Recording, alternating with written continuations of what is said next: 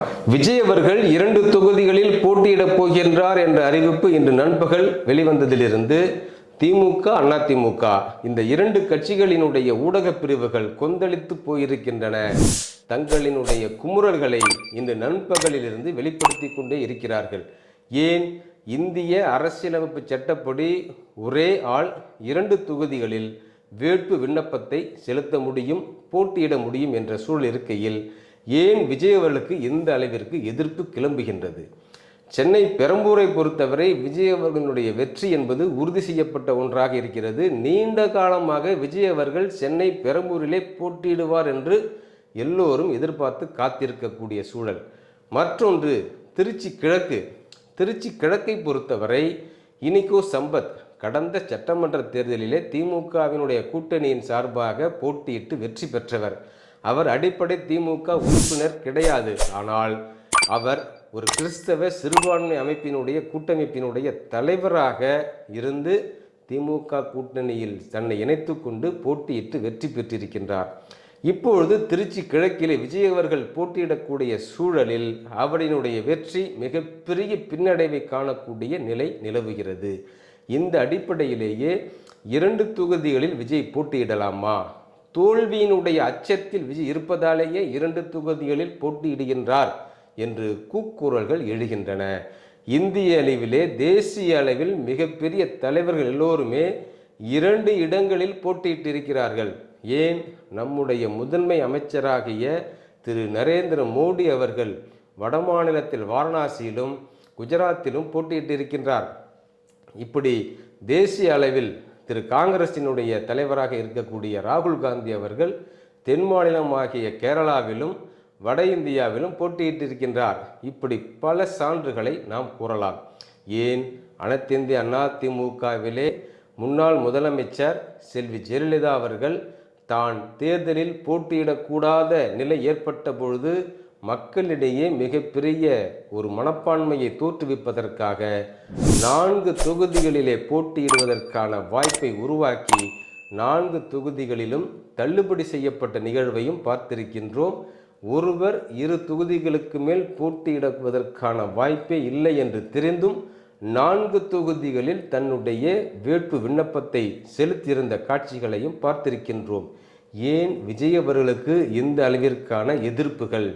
ஏனென்றால் 2 தொகுதிகளிலுமே அவரினுடைய வெற்றி உறுதி செய்யப்பட்ட ஒன்றாகவே பார்க்கப்படுகின்றது.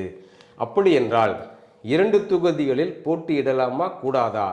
சட்டத்தில் திருத்தங்கள் கொண்டு வந்தால் ஒழிய விஜய் அவர்கள் 2 தொகுதிகளில் போட்டியிடுவதை யாராலும் மாற்ற முடியாது என்பதுதான் உண்மை. அதே நிலையில் இங்கே சிதம்பரத்திலே இப்பொழுது நாடாளுமன்ற உறுப்பினராக இருக்கக்கூடிய திரு தொல் திருமாவளவன் அவர்கள் விடுதலை சிறுத்தைகள் கட்சியின் சார்பாக இன்று தன்னுடைய கட்சியினுடைய வேட்பாளர்களை அறிவித்திருக்கக்கூடிய நிலையில் காட்டுமன்னார் கோவில் சட்டமன்ற தொகுதியில் தானே போட்டியிடுவதாக அறிவித்திருக்கின்றார். இது எந்த வகையில் ஏற்றுக்கொள்ளப்படுகின்றது? அதே வேளையில் அதிமுகவை பொறுத்தவரை திரு சி.வி. சண்முகம் அவர்கள் மயிலம் தொகுதியிலே போட்டியிடுவதாக அறிவிப்பு வெளியாகி இருக்கின்றது. இப்பொழுது நாடாளுமன்ற உறுப்பினராக இருக்கக்கூடிய இருவரும் சட்டமன்றத்திலே போட்டியிடுவதற்கான தேவை என்ன? அந்த கட்சியிலே வேறு ஆட்களே இல்லையா என்று பார்க்கப்படுகின்றது. அப்படிப்பட்ட நிலையில் விஜய் அவர்களை குறிவைத்து தாக்கப்படுவதன் நோக்கம் என்ன? ஏனென்றால் விஜய் இன்று வரை தேர்தலுக்காக பரப்புரையில் வெளியில் வரவில்லை. அப்படி இருந்தும் விஜய் அவர்களினுடைய எழுச்சி என்பது மக்களிடையே மிகப்பெரிய அளவிலே தோன்றியிருக்கிறது என்பதுதான் உண்மை. இந்த நிலை தொடர்வதாக இருந்தால் நாள் நெருங்கக்கூடிய நிலையில், தேர்தலுக்கான நாள்கள் நெருங்கக்கூடிய நிலையில் விஜய் அவர்களினுடைய தொடர் பரப்புரையின் வாயிலாக சில தொகுதிகளில் கணிசமாக தாவேக வெற்றி பெறுவதற்கான வாய்ப்புகளும் இருப்பதாகவே அரசியல் நோக்கர்களால் பார்க்கப்படுகின்றது. அப்படிப்பட்ட நிலையில் இந்த விஜயினுடைய எழுச்சியை தடுப்பதற்காக சில முரண்பாடான கருத்துக்களை சிலர் தெரிவித்து வருகிறார்கள். இப்பொழுது நாம் செய்திக்கு வருவோம். விஜய் அவர்கள் ஏன் 2 இடங்களில் போட்டியிட வேண்டும்? ஏனென்றால் வடமாநிலத்தை பொறுத்தவரை அங்கே தாவேகாவினுடைய தலைவர் போட்டியிடக்கூடிய நிலையில் அங்கே அந்த கட்சியினுடைய தொண்டர்களுக்கு மிகப்பெரிய ஒரு எழுச்சியையும் மன மகிழ்ச்சியையும் ஏற்படுத்தும். அதே நிலையில் நடுமண்டலம் என்று சொல்லக்கூடிய திருச்சியிலே போட்டியிடக்கூடிய நிலையில் தென் மாவட்டங்கள், மேற்கு மண்டலங்கள் என்று சொல்லக்கூடிய தொகுதிகளிலே பரவலாக விஜய் அவர்களினுடைய தொண்டர்களுக்கு மிகப்பெரிய மகிழ்ச்சியை ஏற்படுத்தும். அப்படிப்பட்ட ஒன்றிற்காகவே தலைவர்கள் 2 தொகுதிகளில் போட்டியிடுவார்கள். ஆனால் தோல்வியின் முகத்தை அடிப்படையாக கொண்டு சிலர் 2 தொகுதிகளில் போட்டியிடுவார்கள்.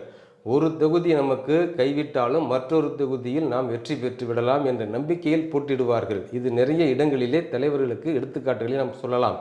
புதுச்சேரியில் கூட திரு ரங்கசாமி அவர்கள் தொடர்ந்து 2 முறைகளாகவும் தன்னுடைய 2 தொகுதியில் போட்டியிடக்கூடிய நிலையை பார்த்து வருகின்றோம். இங்கே விஜய் அவர்கள் அந்த வகையில் முயற்சியை மேற்கொள்ளவில்லை. இங்கே 2 இடங்களில் போட்டியிடக்கூடிய நிலையில் அதை சார்ந்து இருக்கக்கூடிய தொகுதிகளை சார்ந்த வேட்பாளர்களுக்கு மிகப்பெரிய ஒரு புத்துணர்ச்சி ஏற்படுத்தக்கூடியதாகவே இந்த காட்சியை நாம் பார்க்கின்றோம். எப்படி இருந்தாலும் இன்று வரை தாவேகா தன்னுடைய தேர்தல் பரப்புரைக்காக எந்த ஒரு முன்னேற்பாடுகளையும் செய்யாத நிலையிலேயே திமுக, அதிமுகவினுடைய கதறல்கள் மிகப்பெரிய அளவில் இருப்பதை பார்க்கின்றோம். அடுத்தடுத்த காட்சிகள் மாறக்கூடிய சூழலை சில நாட்களில் பார்க்கலாம்.